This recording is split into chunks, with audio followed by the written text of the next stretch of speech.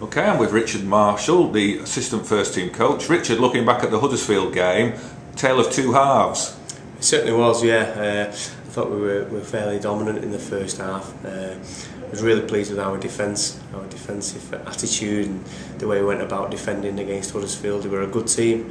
Obviously we racked up some points, 22 points, and then obviously being a good team, Huddersfield, they came back into the game. The conditions changed, and for one reason or the other we let them back in, which was disappointing from our point of view. Something that we've looked at and that we're going to work on in the future. We had a couple of players who had to leave the pitch with quite nasty cut heads, and did that sort of affect the balance of the team? Obviously we lost two players. We lost two players who were playing well, and that's never nice. The cuts were pretty bad as well, and they couldn't regain their position on the field as a result of that, so everyone else sort of dug in for them. I think that's the kind of spirit we've got at the minute at Warrington. When we're a couple of men down, everyone else works hard for each other. It was tough to lose them players, but Huddersfield are a good team. We didn't turn the ball over on our terms towards the second half, and I think they capitalised on that.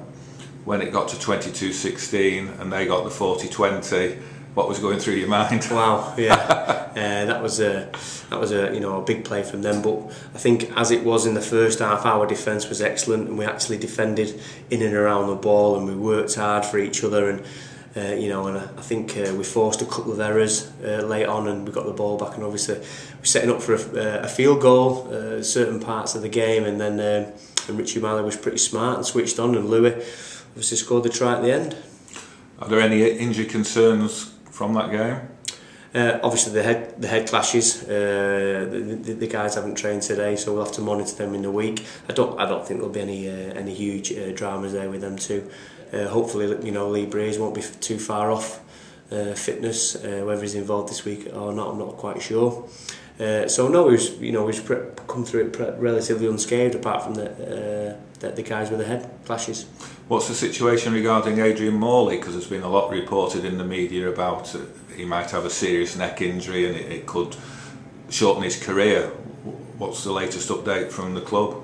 He's not available at the moment. That's all it is. There is no where the speculation's coming from about end of career. I think that's wide of the mark. I think Adrian's a very tough, uncompromising forward, and he's very credible, and I don't think there's any problems there at all. We just got to look after him. It's a short career. We've got to look after him at the minute, and when he's right to play, he'll play. Looking ahead to the Harlequins game, I know everyone always says we only take one game at a time, but everyone's going to have one eye on that Wigan game the week after in the quarter-final of the Challenge Cup. They're all human beings, the players. You'd be surprised. I know it's a cliche. You will be surprised. I think with the form of the team at the minute, and if anyone slips up, then they won't be involved in that Challenge Cup. The week after. So I think you have to actually get your priorities right, perform well in the next game, to offer yourself a chance to play in the one that precedes that. So we've got a good squad, and we've got some healthy players around, and I think for everyone will need to play well this week to earn the right to play in the following week. We've got to put in a performance. We've got some things to make up that we weren't too happy with in the second half against Huddersfield, so we want to put them right against Harlequins, hopefully. And they've not had a great time of it recently, so I'm sure they'll be wanting to get back on the winning ways. When you've got a key player like Lee Breeze, who's obviously been struggling with an injury at the moment, are you more inclined to put him in cotton wool balls and rest him for this game, or will you try and give him some game time ahead of the Wigan game? Well, that's the balance. You don't. If he's fit, he plays. With a view to playing this week. Never mind next week. If he's not fit this week, then he won't play. Lee Breeze, is a class act. Although in saying that, I thought Chris and Richie Malley have been doing well over the last few weeks. It would be good to get Chris back, and he will play if he's available. Now, you must be a very proud man at the moment, looking back at the youngsters we've got here at the club with the under-9s victory that they had at Headingley last week. Obviously a great future for Warrington. Yeah, the nines tournament has been a real good concept in terms of skills and development and the intensity of the game. We obviously went over to Leeds and played Leeds in the first game, won that, beat Wigan, who were unbeaten, and defeated them. Then we played Cumbria in the final, who were, for Cumbria rugby, we were really good and really well drilled. I think there's some good stuff going on up there. But yeah, from our point of view, it was great to get into a final, and to win it obviously was the icing on the cake.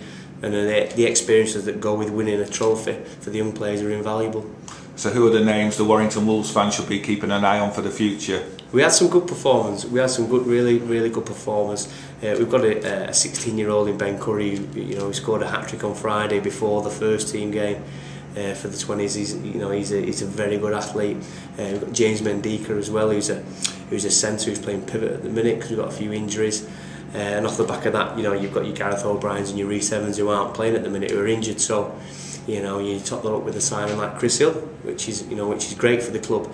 A young, fit, athletic forward coming to the club who I'm sure will flourish in the full-time environment, which he's not been involved with. So we're really looking forward to working with Chris. Now, the signing of Chris Hill you've just mentioned, that seems to have just come out of the blue. He hadn't been linked with the club at all, even though he was well known in the game as a star of the future.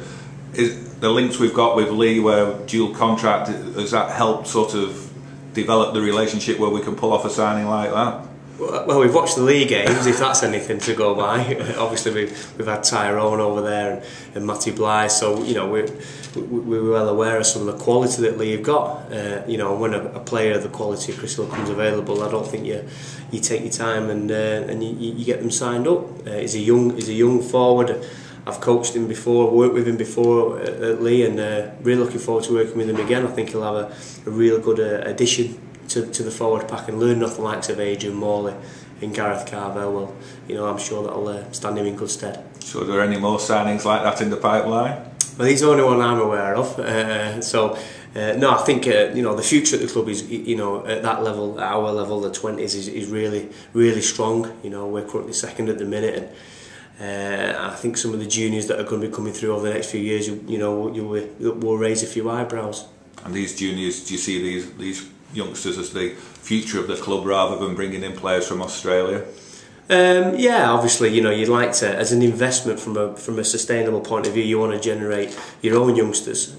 So obviously you don't have to, go and pay salaries and that. But in terms of what the overseas players, your Monaghan's and Kings have offered, have been invaluable in terms of experience.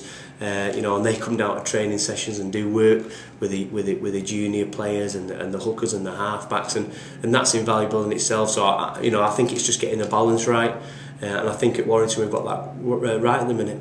I know you just mentioned Matt King. He's going to be a huge player to replace, isn't he? And Tony's already said that you're looking to replace him from within rather than bring over another big name from Australia. Well, no pressure on me then, eh? I'm going to produce the next Matt King then. Yeah. Matt's a great bloke, good player, and he is going to be a loss to the club. But what he's offered us over the last 4 years, has been great. We wish Matt and his family all the best. He's going on for personal reasons, nothing to do with football. I'm sure if you ask him, he'll say that he's thoroughly enjoyed his time at Warrington. We'll have to move on to the next chapter, which is producing some world-class outside backs. So thanks for that. Well, who do you see challenging for his shirt then for next season? Obviously we had a glimpse of Reece Evans, didn't we, last year, who come into the squad, and he's still got a little bit of a way to go, but he's got some really good attributes. Speed, and his quickness of thinking. So we'd like to develop him in that area, But then you've got Ryan Atkins and Chris Bridge, and we've got some world-class players there as well. So we can top them up with some really strong juniors, and that's what we're about. What's the situation with Chris Riley at the moment? He went down to Harlequins for a month-long loan. He's back here now. Has he still got a future at Warrington Wolves? I'm sure he has. Yeah, Chris is part of our plans for the future. He's just got an injury at the minute, and that's the way it is. I'm sure if he can get into the first team, and he'll keep his place there. But there's some quality in front of him at the minute, and that's the way it is. And that, in a way, that's healthy, and that keeps Chris on his toes. So he's working. But like I said, he's actually injured at the minute, and once he's fit and healthy, I'm sure he'll be available for selection. Okay, thanks for your time, Richard. No worries.